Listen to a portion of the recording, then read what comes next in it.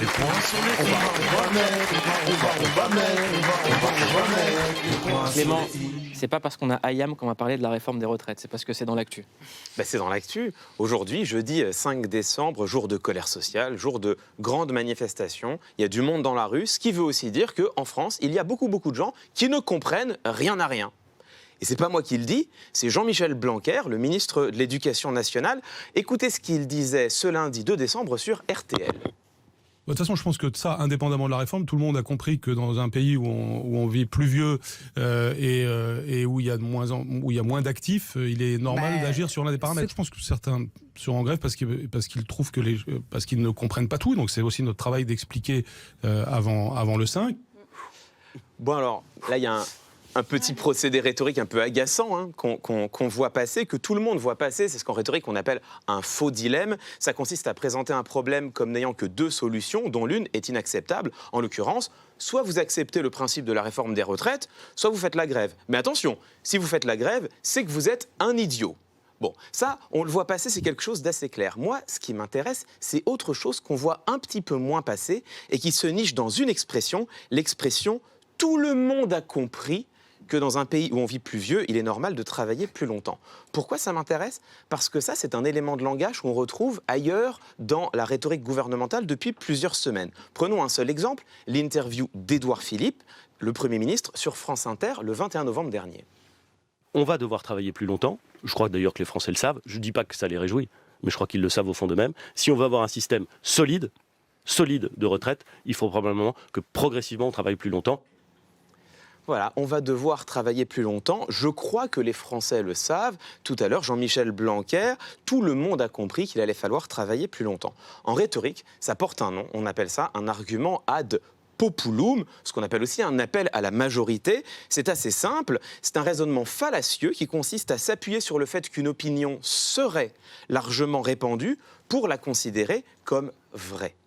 La force de l'ad populum, c'est que ça permet de mobiliser l'attrait du bon sens, l'attrait du sens commun pour bloquer la réflexion des auditeurs. Au fond, on dit à ceux qui nous écoutent, ne réfléchissez pas trop, tout le monde pense ça.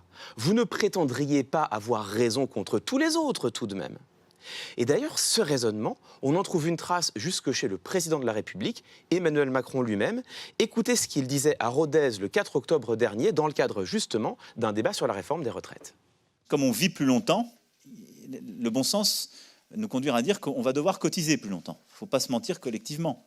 La seule chose qui ne fait pas de la perte de pouvoir d'achat pour les retraités et les salariés, c'est de cotiser davantage.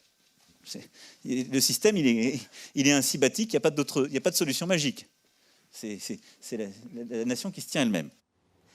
Et voilà, le bon sens, il le dit clairement, nous conduit à dire qu'on va devoir cotiser plus longtemps. Il n'y a pas de formule magique. Là, on a un appel direct au bon sens, sans même en passer par un appel à la majorité. Alors vous allez me répondre, d'accord, mais et si c'est vrai ? Et si c'est vrai, où est le problème ? Et si effectivement, puisqu'on vit plus longtemps, il faut travailler plus longtemps ? Pourquoi leur reprocher ?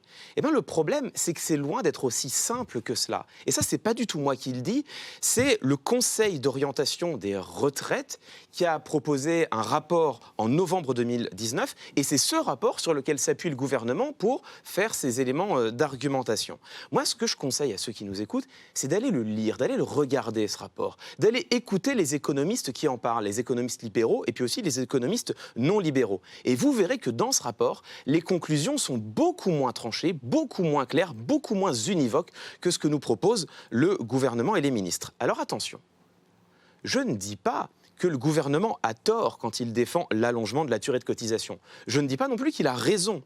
Tout ce que je dis, c'est que la question est complexe, qu'il est parfaitement légitime d'en débattre et qu'il est bon que nous y réfléchissions collectivement. Au fond, on a le droit d'avoir notre propre opinion, qu'elle soit ou non alignée avec celle du gouvernement. Or, réfléchir, exercer son esprit critique, c'est précisément ce que vise à empêcher la rhétorique gouvernementale. Alors, moi, ce que je propose, c'est qu'on ne tombe pas dans le piège des appels à la majorité, dans le piège des appels au bon sens. N'oublions jamais que réformer les retraites, ça n'est pas une décision technique, c'est toujours un choix politique et ça, il faut en débattre. Merci Clément.